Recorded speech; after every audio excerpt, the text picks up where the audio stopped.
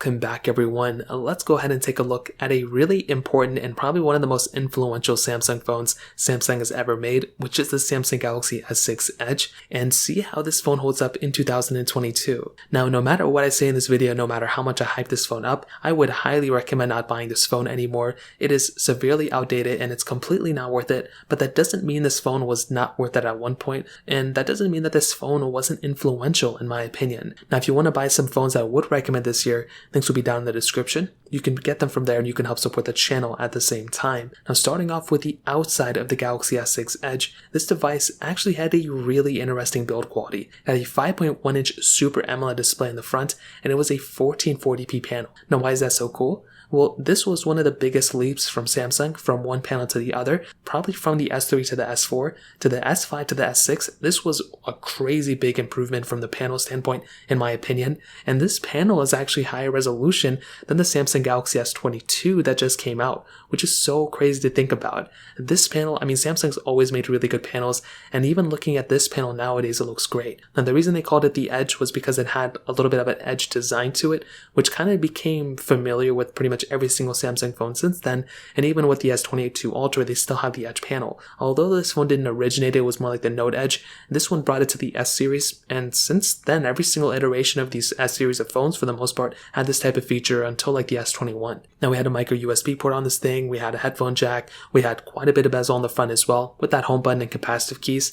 But the weird thing is, and this is where Samsung kind of took an L at, there were two areas where Samsung took an L. It was the micro SD card slot, or lack thereof. They took it out of this phone, which was like the number one reason why Samsung was selling so well, or why they kind of had like a cult following, was because the Galaxy S5 and all the Galaxies before had pretty much all the features you would want. Removable battery, micro SD card slot, so much stuff. It was beautiful. Now they kind of removed that with this phone, and a lot of people were upset about it. They did give us, though, the best improvement in build quality probably ever. Going from the S5 to the S6 Edge, amazing build quality improvements, full on glass back, which looked beautiful, single camera setup right there.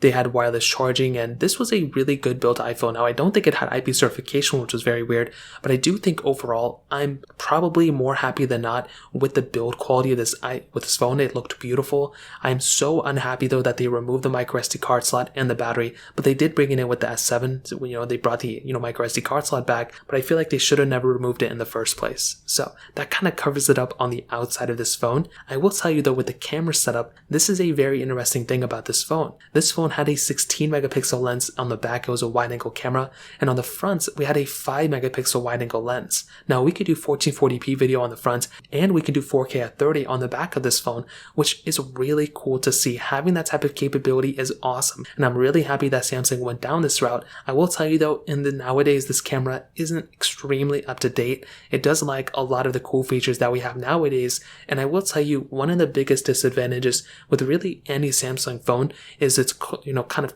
collaboration with the social media applications out there. So more particularly with the S22, Samsung said they teamed up with Snapchat and TikTok, whatever, to bring features. It didn't really work out that well, but with the S6 Edge, it was a completely different league in the worst way possible. I remember at this point, a lot of those Snapchat applications and things weren't really tuned for Android, and even now this camera doesn't really work too well, but this phone came out in 2015. When I look at other 2015 phones like the iPhone 6s and 6s Plus, and even like the iPhone 6 that was being sold during this era, I'm actually pretty surprised how good this camera is still. Again, compared to nowadays, it's not that good, but as a whole, I'm actually pretty happy with this type of camera, and I think it's definitely a pretty decent camera for sure for its age. I would not recommend buying this phone anymore because of its camera, and if you look at this camera, it's not going to be that good. It's going to be a little grainy. There's still quite a few features built in, though, but I do think overall it's a decent camera for its age. I just hope you're not buying this phone because of its camera anymore. Now, moving on to the software side of things,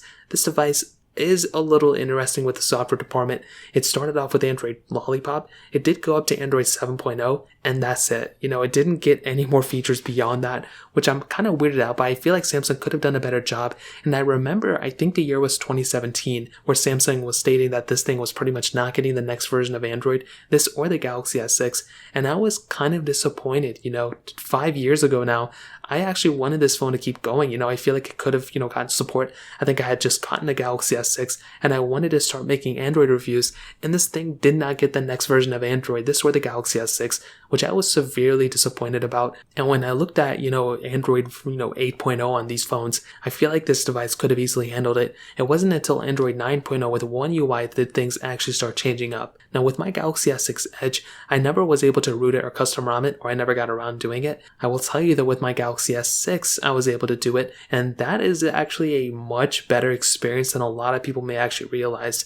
There wasn't really too much development community with the specific model of the Galaxy S6 Edge that I had, but if you're somebody who wants to buy an S6 Edge just to kind of tinker around with, I would recommend doing your research to see if there's even ROMs available for it. If there are, I would probably recommend just going through buying one just to kind of mess around with. I think there's still something there with it, but I mean, if you're trying to use this phone as an everyday device, I would not recommend doing that at all. That kind of seems like a waste of time in my opinion, and honestly a waste of money too. So that kind of covers it up there. Now in terms of the performance side of things, this device has that Exynos 7420 octa chipset inside with the Mali GPU, whichever one that was, and you have 3GB of RAM on each of the models that this phone came out with. Now the base model had 32GB of storage, the mid-tier 64, and the top tier 128. So there was quite a bit of range that you could choose with this specific performance model. Now this device kind of had Touchwiz on it, so because of that, Touchwiz was notorious of being one of the weirder versions of Android on these phones, and what I will definitely tell you is that from a sheer performance standpoint,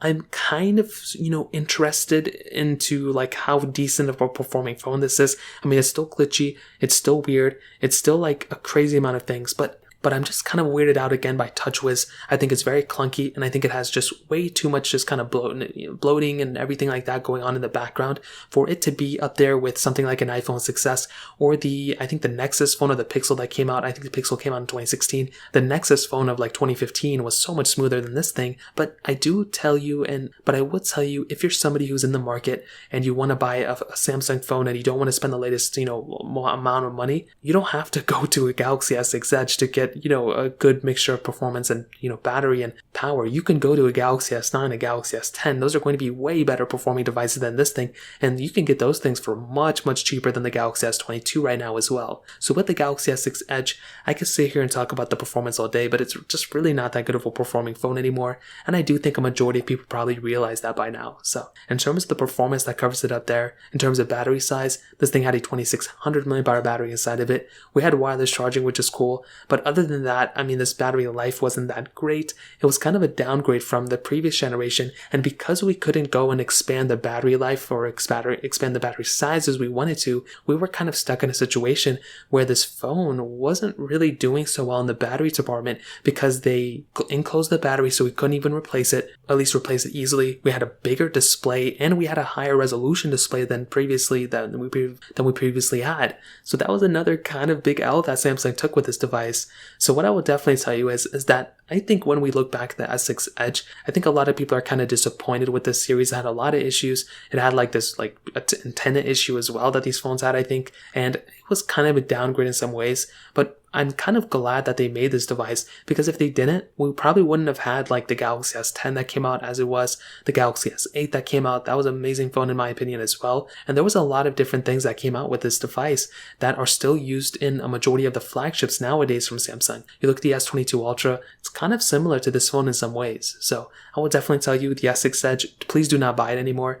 But we do have to give it some credit in terms of like just the build quality and everything like that. So I'd love to hear your opinion on this. Let me know in the comment section below. Hit the like button, that would mean so much, but definitely hit that subscribe button. More importantly than everything else, I love every single one of you guys. Hopefully I'll catch you guys in the next video. Peace out till then.